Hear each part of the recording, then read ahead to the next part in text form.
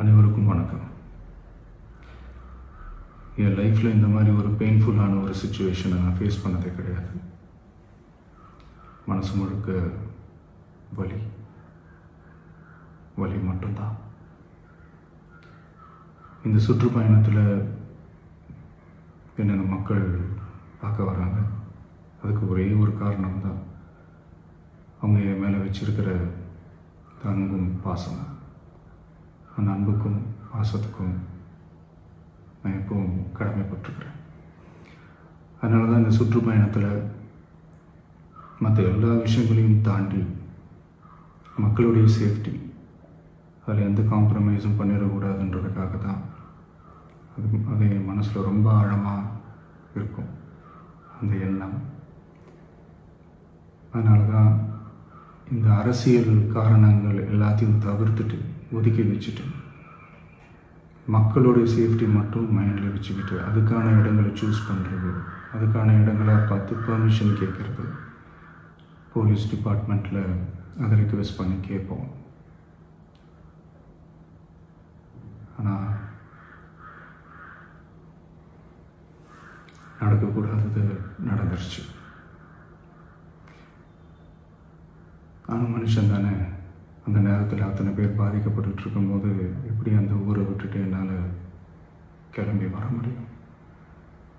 நான் திரும்ப அங்கே போகணும்னு இருந்துச்சுன்னா அதை ஒரு காரணம் காட்டி அங்கே வேறு சில பதட்டமான சுச்சுவேஷன்ஸ், வேறு சில அசம்பாவிதங்கள், அந்த மாதிரி எதுவும் நடந்துடக்கூடாதுன்றதுக்காக தான் நான் அவாய்ட் பண்ணேன். இந்த நேரத்தில் சொந்தங்களை இழந்து தவிக்கிற அத்தனை குடும்பங்களுக்கும் என்னுடைய ஆழ்ந்த இரங்கலை தெரிவிச்சுக்கிறேன். எனக்கு தெரியும், என்ன சொன்னாலும் இது ஈடேயாகாதுன்னு எனக்கு தெரியும். ஹாஸ்பிட்டலில் ட்ரீட் பண்ணிகிட்ருக்கிற எல்லாருமே சீக்கிரமாக க்யூர் ஆகி வரணுன்றதை இந்த நேரத்தில் நான் வேண்டிக்கிறேன். கூடிய சீக்கிரமே உங்கள் எல்லாரையும் நான் சந்திக்கிறேன். இந்த நேரத்தில் எங்களுடைய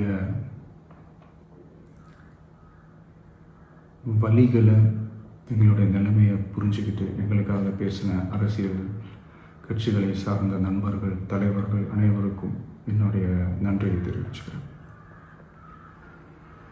கிட்டத்தட்ட ஒரு 5 மாவட்டத்துக்கு பிரச்சாரத்துக்கு போனோம். இந்த மாதிரி எதுவுமே நடக்கல. ஆனால் கரூரில் மட்டும் ஏன் எப்படி நடக்குது?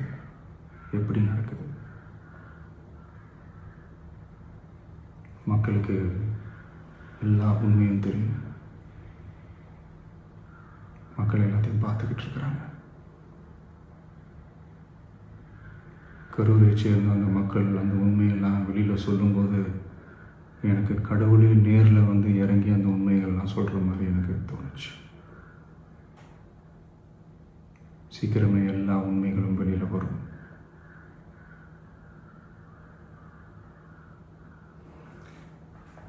எங்களுக்கு தரப்பட்ட இடத்துல நாங்கள் போய் அந்த ஸ்பாட்டில் நின்று நாங்கள் பேசிட்டு வந்தோம். அதை தாண்டி எந்த தவறும் எங்கள் சைடில் நாங்கள் எதுவும் செய்யலை. பட் இருந்தாலும் எங்கள் கட்சியை சேர்ந்த நிர்வாகிகள், தோழர்கள் மேலே எஃப்ஐஆர், அது மட்டும் இல்லை சோஷியல் மீடியாவை சேர்ந்த நண்பர்கள், தோழர்கள், அவங்க மேலே எஃப்ஐஆர்லாம் போட்டு இப்போ பிடிச்சிக்கிட்டு இருக்கிறாங்க.